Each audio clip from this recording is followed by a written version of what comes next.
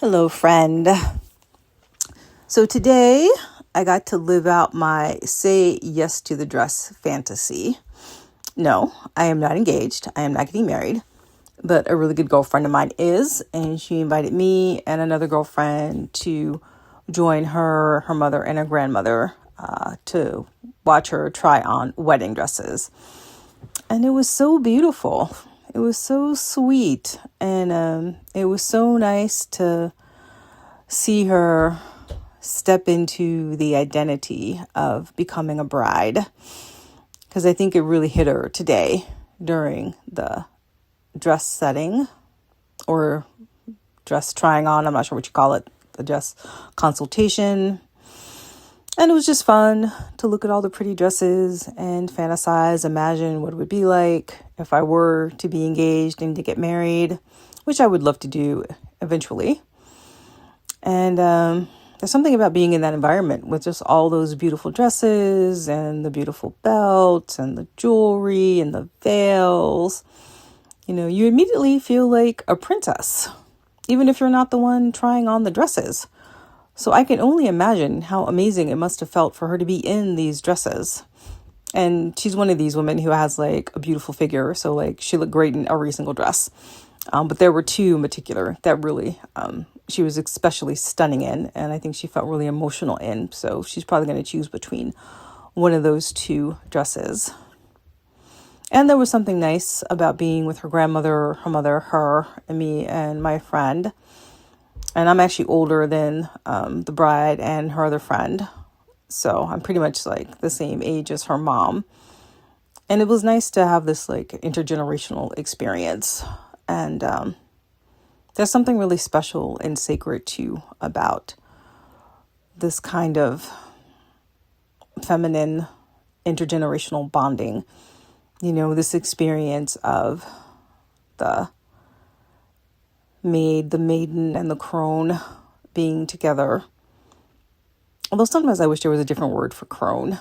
Or maybe it's just because there's so many negative sexist associations with the crone. It should really be the wisdom keeper. That's what you really become once you're at that age, is what I feel. So maybe I'll just start referring to it that way. The maiden, the maid, and the wisdom keeper. Or I guess technically matron, if we want to use all M's. That would probably be more accurate as well. And I feel like that's definitely the stage I'm in as someone who's in their 50s, in the wisdom keeper, matron archetype.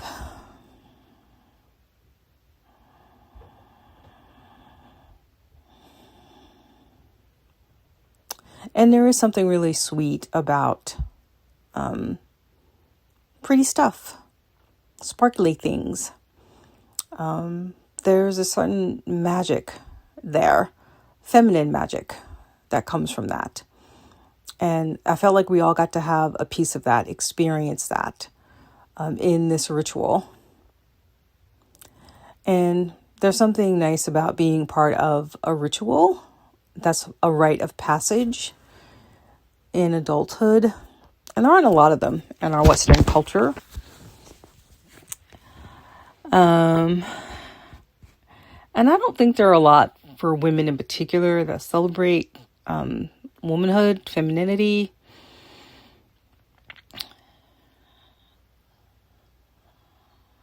Something about stepping into that new phase of life, you know, becoming a married woman, a wife.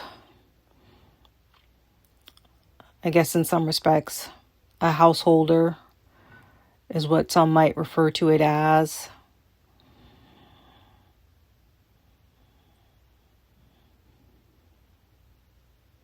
And I'm wondering what it would be like if our culture was more supportive of women and the feminine, if the feminine was more elevated, if it was more sacred.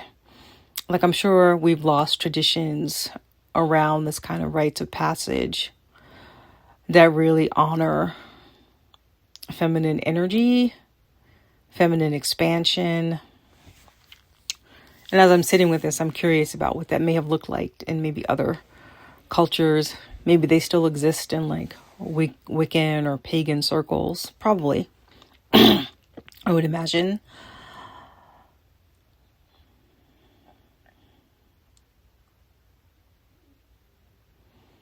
Like, I was surprised at how satisfying the experience was for me. And I was really happy that I was able to take pictures, and I took a few videos of her with her mom and a grandmother, because I wanted to document that for her. I wanted her to be able to have that as a memory, that she did this with her mom and her grandmother together. And also, just practically, I wanted her to be able to see what the dresses look like, as she was moving and in different angles. And because that's the sort of thing I would have wanted if I were the one doing that. And I guess it was also a little bittersweet for me too, because I've never been married. I'm 55. My grandparents died when I was a young girl, and my mom died a few years ago. So when I do get married, I won't have that experience of my mom and my grandmother being there. And there's a little sadness around that.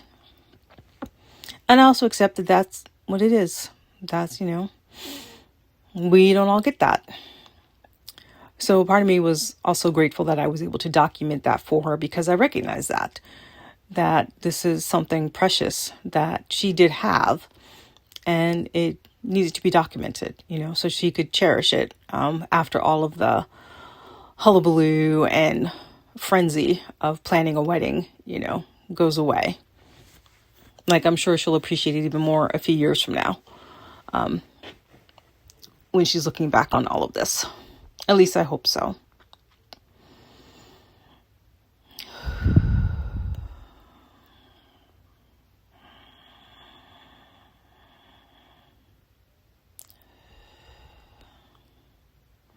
And as I'm reflecting on all of this, I'm wondering about the presence of the ancestors who were probably in this appointment with all of us, like her ancestors on her family lineage, and even mine and my friends' ancestors as well.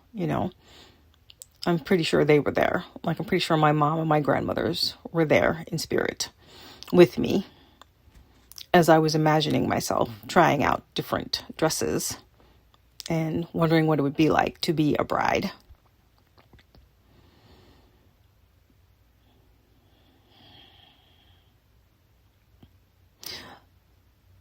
It was just a really sweet and special moment, and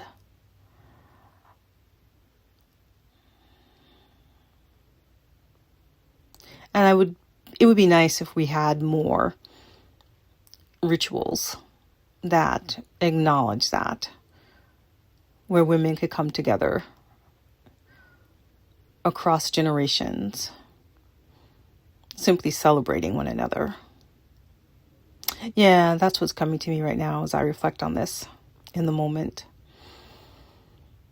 That I think that's what I really felt emotionally nourished by in this experience this afternoon.